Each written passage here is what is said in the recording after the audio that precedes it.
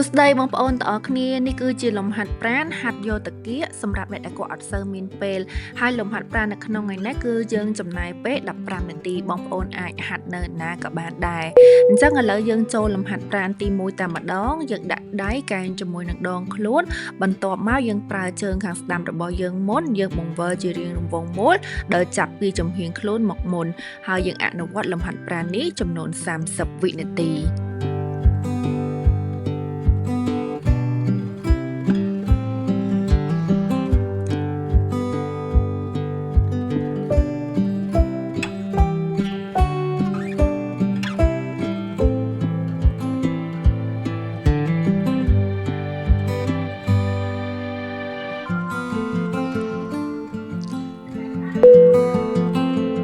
ចូលមកដល់លំហាត់ប្រាណទី2គឺយើងអនុវត្តដូចគ្នាទៅនឹងលំហាត់ប្រាណទី1អំបញ្ញមិនដែរតែលើកនេះយើងប្រើជើងរបស់យើងខាងឆ្វេងវិញម្ដង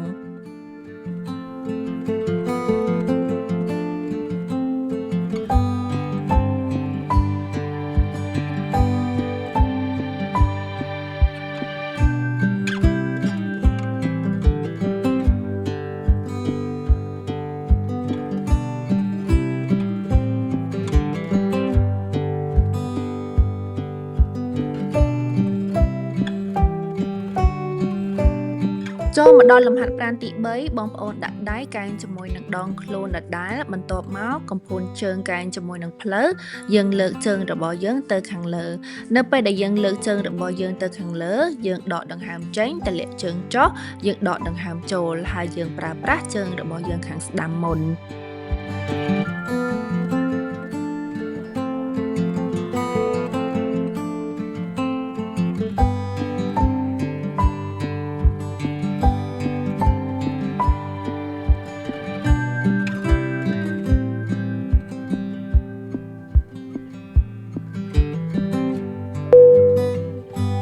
ចូលមកដល់លំហាត់ប្រាណទី4គឺយើងធ្វើដូចគ្នាទៅនឹងលំហាត់ប្រាណទី3អំបញ្ញមិញដែរលំហាត់ប្រាណទាំងនេះស្រាលប៉ុន្តែមានប្រសិទ្ធភាពខ្លាំងមែនទែនសម្រាប់អ្នកដែលគាត់ចង់បានតាគៀកមួខ្លំស្អាតអញ្ចឹងបងប្អូនទាំងអស់គ្នាស៊ូថ្ងៃនេះគឺយើងហាត់តែ15នាទីទេ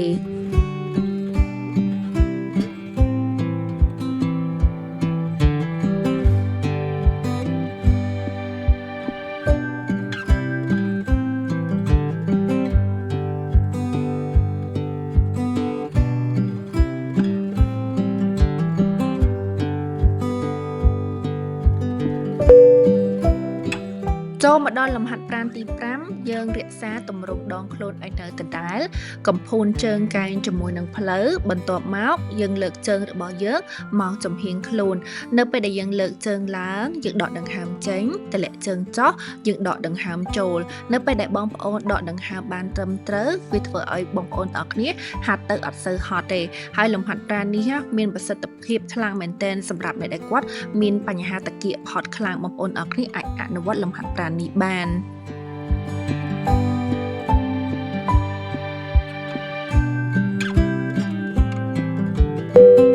ចូលមកដល់លំហាត់ប្រាណទី6បងប្អូនទាំងអស់គ្នាអនុវត្តដូចគ្នាទៅនឹងលំហាត់ប្រាណទី5ប៉ុន្តែលើកនេះគឺយើងប្រើប្រាស់ជើងរបស់យើងខាងឆ្វេងវិញម្ដង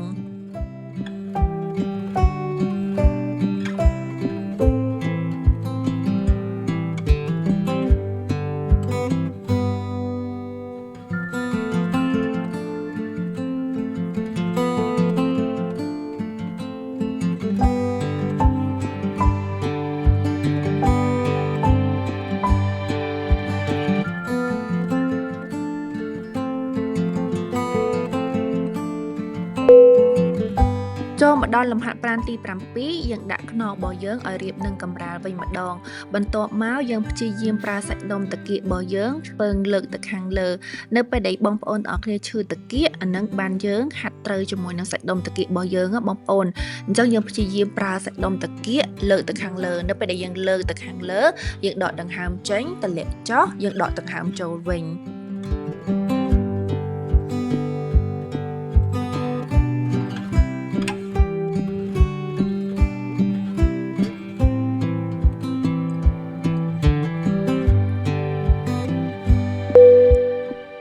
ចូលមកដល់លំហាត់ប្រាណទី8ស្តៀងគ្នាជាមួយនឹងលំហាត់ប្រាណទី7អំបញ្ញមិញដែរប៉ុន្តែលើកនេះយើងលើកជើងស្ដាំរបស់យើងខាងលើហើយយើងប្រើជើងរបស់យើងខាងឆ្វេងហ្នឹងព្យាយាមលើកតាគៀករបស់យើងនៅខាងលើក្រៅពីវាអាចជួយលើកតាគៀករបស់យើងហើយបងប្អូនសម្រាប់អ្នកដែលគាត់មានបញ្ហាផ្លូវធំលំហាត់ប្រាណនេះក៏ជួយក្នុងការសម្រកខ្លាញ់នៅលើផ្លូវរបស់យើងបានផងដែរ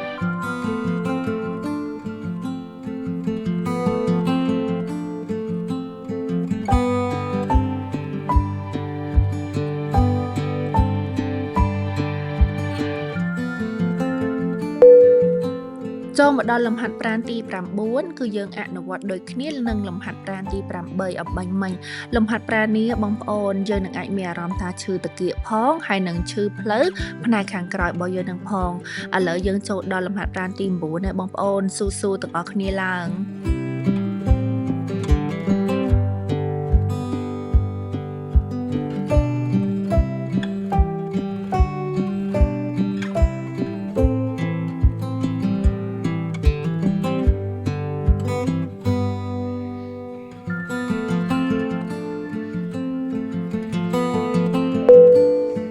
ចូលមកដល់លំហាត់ប្រាណទី10បងប្អូនទាំងអស់គ្នាលើកតាគៀកឲ្យរាងខ្ពស់បន្ទាប់មកយើងពុះយើងរុញតាគៀករបស់យើងឡើងទៅលើអត់មកដល់កម្រាលវិញទេយើងធ្វើខ្លីៗលំហាត់ប្រាណនេះពិតជាជួយខ្លាំងមែនទែនទៅលើផ្នែកសាច់ដុំនៅត្រង់តាគៀករបស់យើងបងប្អូន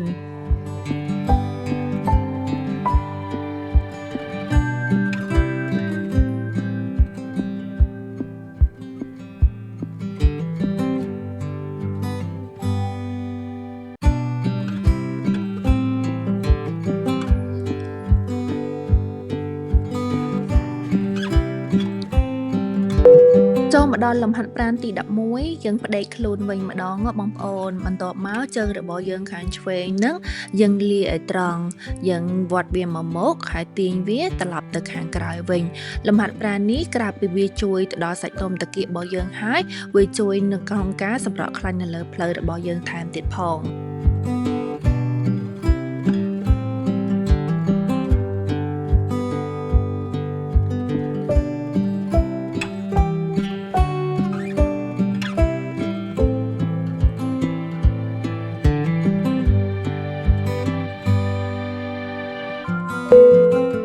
ចូលមកដល់លំហាត់ប្រាណទី12យើងអនុវត្តដាក់តម្រង់ខ្លួននឹងដូចគ្នាប៉ុន្តែលើកនេះជើងរបស់យើងខាងឆ្វេងនឹងយើងលើកឡើងលើហើយនឹងទម្លាក់ចុះក្រោមហើយនៅពេលដែលយើងទម្លាក់នឹងគឺបងប្អូនទាំងអស់គ្នាព្យាយាមដកដង្ហើមចេញដកដង្ហើមចូលទៅតាមចលនារបស់ជើងរបស់យើង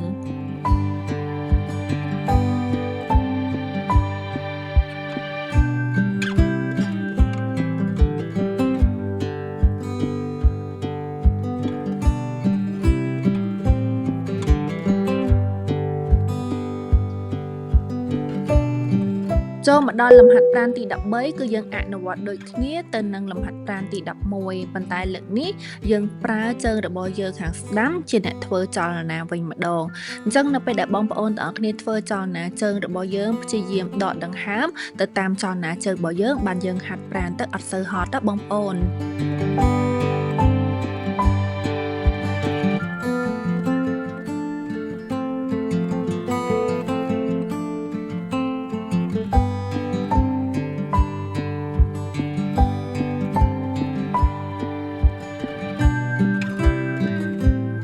ចូលមកដល់លំហាត់ប្រាណទី14គឺយើងអនុវត្តដូចគ្នាទៅនឹងលំហាត់ប្រាណទី12អំបញ្ញមិញដែរប៉ុន្តែលើកនេះគឺយើងប្រើជើងរបស់យើងខាងស្ដាំវិញម្ដងអញ្ចឹងយើងព្យាយាមដកដង្ហើមទៅតាមចង្វាក់ជើងរបស់យើងបងប្អូន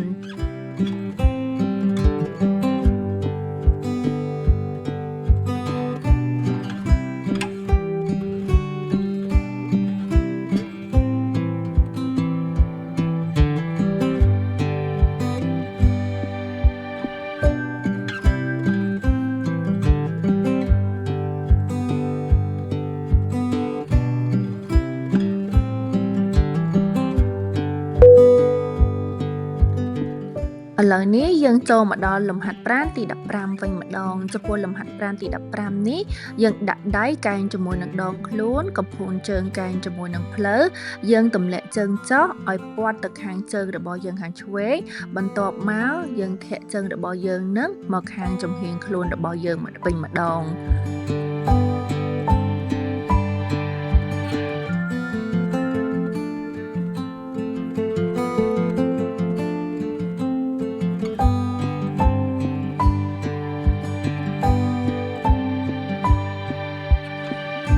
ចំពោះលំហាត់ប្រាណទី16គឺយើងអនុវត្តដូចគ្នាទៅនឹងលំហាត់ប្រាណទី15អំបញ្ញមិញដែរប៉ុន្តែលើកនេះគឺយើងប្រើជើងរបស់យើងខាងឆ្វេងវិញម្ដង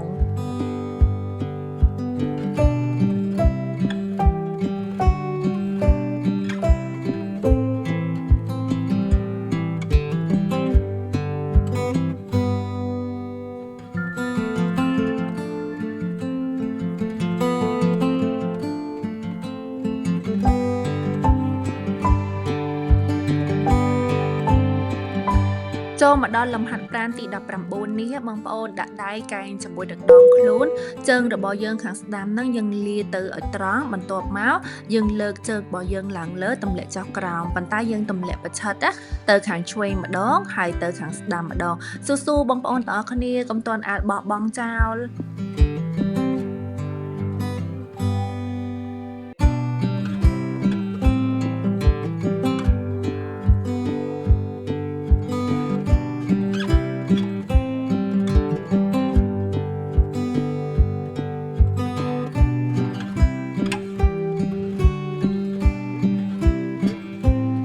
ចូលមកដល់លំហាត់ប្រាណទី20គឺយើងធ្វើដូចគ្នាទៅនឹងលំហាត់ប្រាណទី19មិញដែរប៉ុន្តែលើកនេះយើងប្រើប្រាស់ជើងរបស់យើងខាងឆ្វេងវិញម្ដង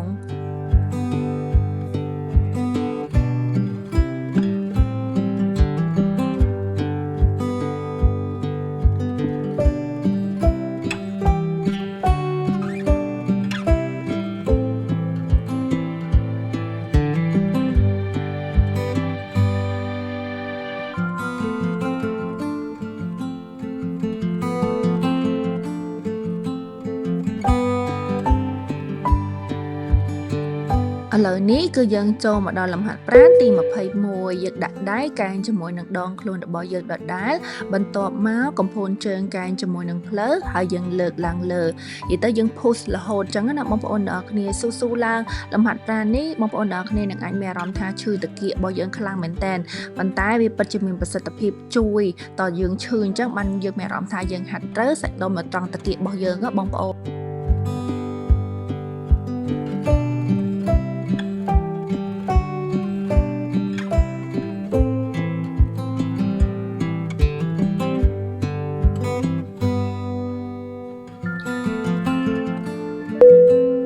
ចូលមកដល់លំហាត់ប្រាណទី22នេះគឺយើងអនុវត្តដូចគ្នាទៅនឹងលំហាត់ប្រាណទី21អំបញ្ញមិញដែរបងប្អូន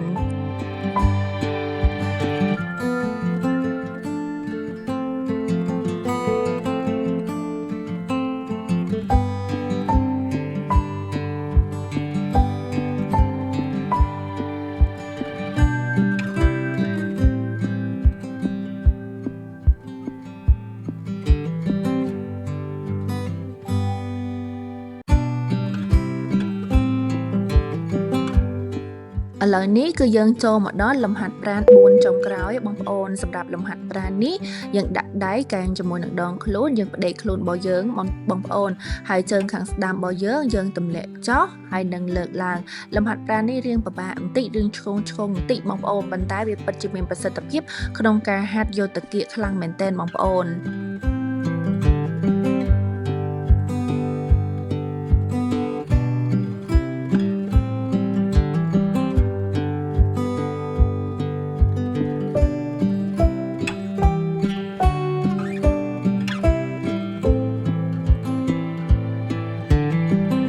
ចូលមកដល់លំហាត់ប្រាណនេះវិញយើងអនុវត្តដូចគ្នាទៅនឹងលំហាត់ប្រាណអំបញ្ញមិញដែរប៉ុន្តែលើកនេះយើងប្រើប្រាស់ជើងរបស់យើងខាងស្ដាំវិញម្ដង ច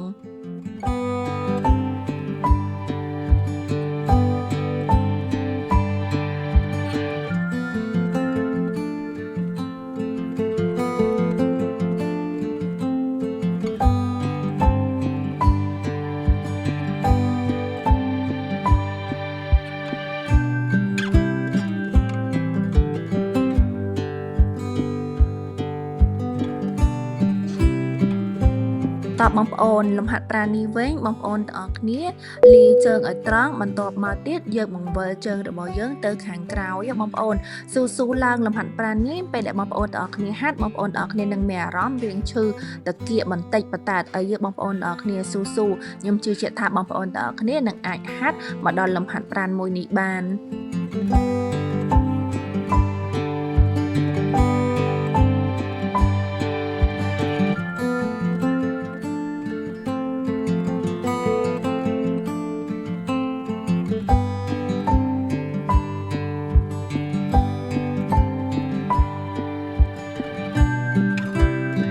យេបងប្អូនលំហាត់ប្រាណនេះគឺជាលំហាត់ប្រាណកូនពៅនៅក្នុងលំហាត់ប្រាណសម្រាប់ថ្ងៃនេះរបស់យើងហើយបងប្អូនអញ្ចឹងយើងស៊ូហាត់ឲ្យចប់ទាំងអស់គ្នាណាបងប្អូន